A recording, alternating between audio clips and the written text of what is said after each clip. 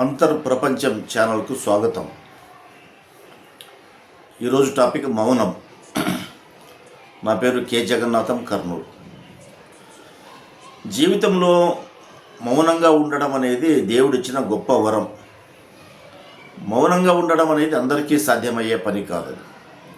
యోగులకి, ఋషులకి, ధ్యానం చేసే వాళ్ళకి, తనతో తాను జీవించే వాళ్ళకి, తన శరీరంతో, తన మనసుతో, తన ఆత్మతో, తన బుద్ధితో మాట్లాడుకునే వాళ్ళకి సాధ్యమయ్యే పని. అందరికి సాధ్యమదే అంటే సాధన చేస్తే అందరికీ సాధ్యమే. ఈ భూమి మీద ఉన్న ప్రతి మనిషికి కూడా సాధ్యం మౌనంగా ఉండడం. మౌనంగా చెట్లు మౌనంగా ఉంటాయి, జంతువులు మౌనంగా ఉంటాయి. అవసరం వచ్చినప్పుడు జంతువులు అరుస్తాయి, అవసరం లేనప్పుడు మౌనంగా ఉంటాయి. మనిషి కూడా అవసరమైనప్పుడే మాట్లాడాలి. అవసరం లేనప్పుడు ఒక్క మాట కూడా వేస్ట్ మాట మాట్లాడకూడదు. ఒక్క మాట కూడా. అవసరం ఉంటేనే చర్చించాలి, అవసరమైతేనే స్పందించాలా అవతలి మనిషి యొక్క మాటకు. అనవసరంగా స్పందించకూడదు.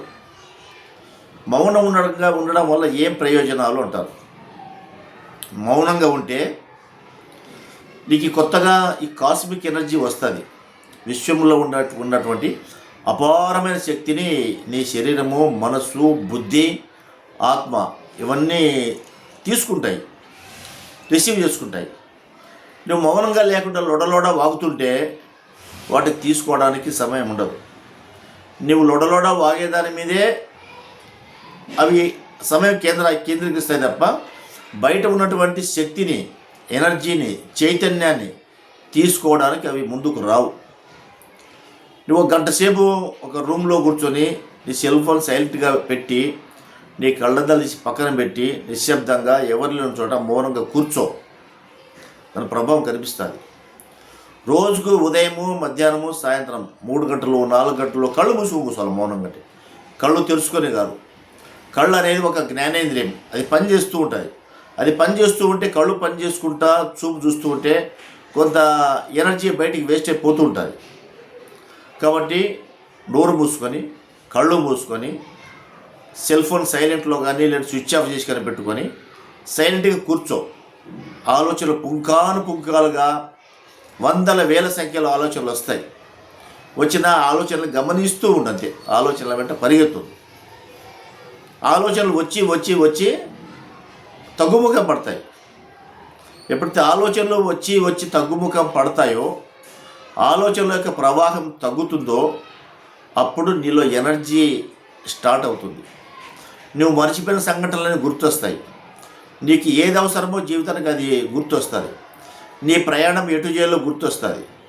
నువ్వు గతించిన కాలంలో ఏమేమి పొరపాటు చేసావు, నిన్న మొన్న ఏం చేసే పొరపాట్లు, అవి కూడా నీ మనసు నీకు చెబుతుంది. ఈ మౌనంలోంచి బయటికి పోయినప్పుడే ఏ పనులు చేసుకోవాలో కూడా చెప్పేస్తుంది మనసు. ఎవరితో ఎట్లా మాట్లాడాలో కూడా వస్తుంది, చాలా క్లారిటీగా చెప్తుంది. అంటే మౌనంగా ఉండడం వల్ల నీ ఆత్మ నీతో మాట్లాడుతుంది. నీ ఆత్మ నీకు సహకరిస్తుంది, నీ మనసు నీకు సహకరిస్తుంది, నీ శరీరం నీకు సహకరిస్తుంది.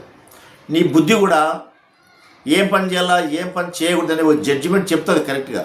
ఈ పని చేయి, ఈ పని పలానా పని అక్కర్లేదు, అందులోకి వెళ్ళవద్దు అని చాలా క్లారిటీగా, శుభ్రంగా నీ బుద్ధిలోనే తేడాలు కనిపిస్తాయి, చాలా స్పష్టంగా కనిపిస్తాయి. కాబట్టి మౌనంగా ఉండండి. ఒక రోజంతా మౌనంగా ఉంటే ఇంకా అద్భుతంగా ఉంటుంది. సాధన చేయండి. మౌనంగా ఉండడం అనేది గొప్ప సాధన. ఆ మౌనంగా ఉండడంలోనే కొత్త ఎనర్జీ వస్తుంది. ఋషులు, మునులు మౌనంగా ఉంటారు. వాళ్ళకున్న ఎనర్జీ, వాళ్ళ గ్లామరు, ఇవన్నీ చాలా తేడా ఉంటుంది. మరి మౌనంగా ఉంటే కుటుంబం ఎట్లా గడవాలని అంటారు, ప్రశ్న వస్తుంది.